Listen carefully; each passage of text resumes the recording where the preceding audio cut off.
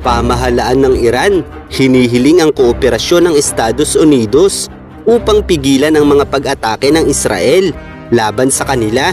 kung saan ipinabatid ng mga opisyal ng Iran ang mensaheng ito sa kanilang mga karatig bansa sa gitnang silangan, isang malinaw na senyales na nais na ng Iran ang pagkakaroon ng tigil putukan, habang nilinaw naman ni Trump na kailangan munang sumunod ang Iran sa isang kasunduan na hindi na nito ipagpapatuloy ang kanilang nuclear program.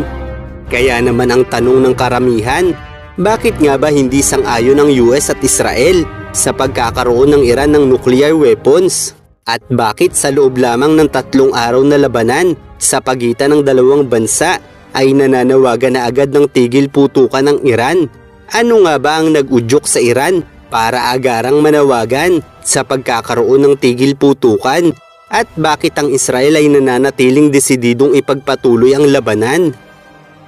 Sa kasalukuyan ay nasa 9 na bansa na ang nagtataglay ng mga nuclear weapons, kung saan ang 6 sa mga bansang ito ay bahagi noon ng tratado na tinatawag na Non-Proliferation Treaty na may layuning pigilan ang paglaganap o paglikha ng mga nuclear weapons. Subalit taong 2003 ay tuluyan ng kumalas sa kasunduang ito ang North Korea, habang ang mga bansang Israel, India at Pakistan naman ay hindi kailanman nakiisa sa kasunduang ito. At dahil pawang may kanya-kanyang sariling soberanya ang bawat bansa sa mundo, ay hindi ganoon kadaling mapipigilan ng sinumang bansa ang pagnanais ng isang bansa na magkaroon ng mga nuclear weapons. Halimbawa na lamang ang Pakistan at North Korea, na bagamat malaking banta sa South Korea at India, ay hindi sila napigilan ng bawat bansa na lumikha ng sarili nilang mga nuclear weapons, dahil ang direktang panghihimasok sa isang bansa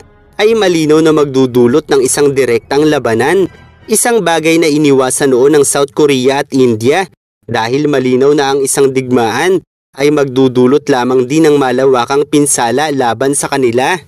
Lalo pa at ang Pakistan ay mas mahalaga noon sa US kaysa sa India, dahil sa kasaysayan ng Cold War sa pagitan ng USSR at Amerika, kaya't nag-aatubili ang India noon na gumamit ng dahas laban sa Pakistan, habang ang North Korea naman ay pinatawan ng napakabigat na sanctions ng US at allies, dahil mahalaga sa US ang South Korea, kaya't itinuturing ng isolated na bansa ngayon ang North Korea. Samantala ang Iran naman, bagamat sinasabing wala pang mga nuclear weapons, ay maaga nang tinutulan ng Israel at US ang posibleng paglikha dito ng Iran sa hinaharap, dahil ang Iran ay may malawak na militanteng grupo sa maraming bansa sa Middle East, gaya ng Hezbollah na nagahari noon sa Lebanon at Syria bago pa ito pabagsakin ng Israel, at ang Houthi rebel sa Yemen, kabilang na ang pagsuporta nito sa militanteng grupo ng Hamas. Kaya't kung magtatagumpay ang Iran sa paglikha ng nuclear weapons,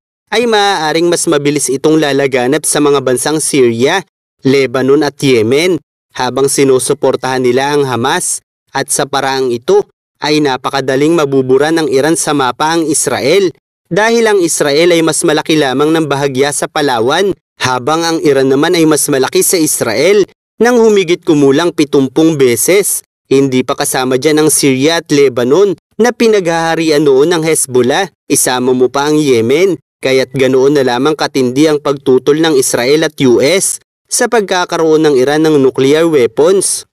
At kung ang Iran ang maghahari sa buong Middle East, ay tiyak na tuluyan ang mawawalan ng puwang sa rehiyong ito ang mga relihiyong hindi sumusunod sa Sharia law, kung saan bagamat sa kasalukuyan ay pinapayagan ng Iran ang pagkakaroon ng iba't ibang relihiyon sa bansang ito, ay may mahigpit pa rin silang limitasyon para sa kalayaan ng mga ito, kung saan ang mga hindi Muslim sa bansang ito ay hindi pwedeng humawak ng matataas na posisyon sa gobyerno at kadalasang diskriminado sa trabaho o akses sa edukasyon, at mahigpit din ang kanilang restriksyon sa pangangaral ng relihiyon sa iba, lalo na sa mga Muslim. Bukod pa riyan ay bawal rin ang conversion ng Muslim papunta sa ibang relihiyon, dahil ito ay tinuturing na apostasy o pagtatakwil sa relihiyon na may katapat na kaparusahan. At dahil naman ang Israel ang nagsisilbing banta sa pangarap ng Iran na maghari sa rehiyong ito ay hindi pa ganap na mapapatalsik ng Iran ang ibang relihiyon sa bansang ito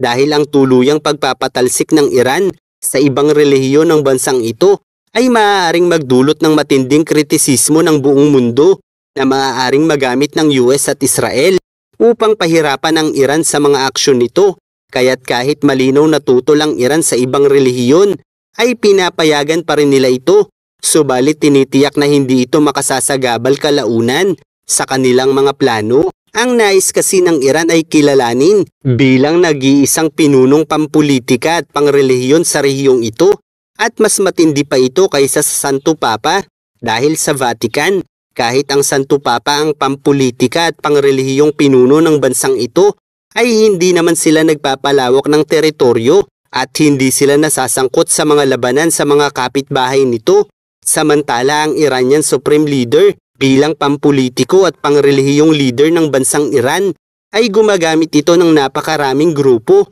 upang ipakalat sa iba't ibang rehiyon para burahin ang Israel na nagsisilbing balakid sa kanilang mga plano. Habang nananatili kasing malakas ang Israel sa rehiyong ito, ay nangangahulugang malakas din ang impluwensya dito ng mga Amerikano, isang bagay na nagpapahirap sa Iran upang tuluyang burahin ang demokrasya sa rehiyong ito. Kaya naman ang tinatarget ngayon ng Israel ay ang supreme leader ng bansang ito, kabilang na ang kanilang mga sandata, upang tuluyang palayain ang Iran sa otoritarianismong pamamahala nila. Naniniwala kasi si Netanyahu na kung mawawala ang Iranian Supreme Leader ay matitigil na ang digmaan sa pagitan ng dalawang bansa. Dahil kung mawawala ang Iranian Supreme Leader at ang kakayahan nitong makidigma sa Israel, ay maaaring mas maging malaya ang bansang ito. Dahil sa totoo lang, ang kanilang kasalukuyang pangulo na si Pezeshkian ay hindi kasing sama ng Supreme Leader ng Iran.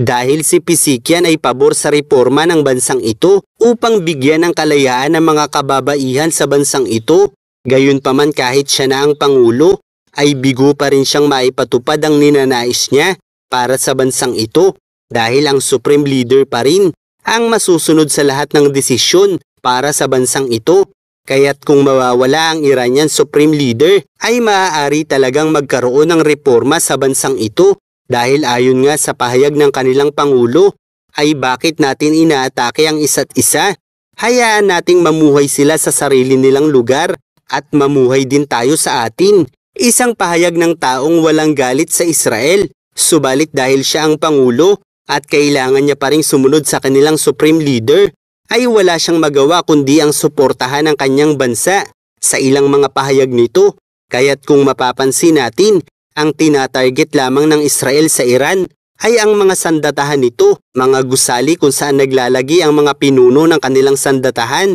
at ang mga infrastrukturang may malaking pakinabang sa Iran para sa kanilang digmaan. Samantala ang pagganti naman ng Iran ay bahala na kung sino ang tamaan dahil sa huli kahit saan umatake ang Iran ay alam nilang magdudulot ito ng negatibong epekto laban sa Israel. Kaya't walang pakialam ang Iran madamay man ang mga sibilyan sa bansang ito, habang ang Israel naman, bagamat may nadadamay na sibilyan sa kanilang pag-atake, ay malinaw naman na ang posisyon lamang ng mga kalaban ang tunay na tinatarget nito dahil alam nilang ang pamahalaan lamang ng bansang ito ang kanilang kalaban at hindi ang mga simpleng mamamayan nito.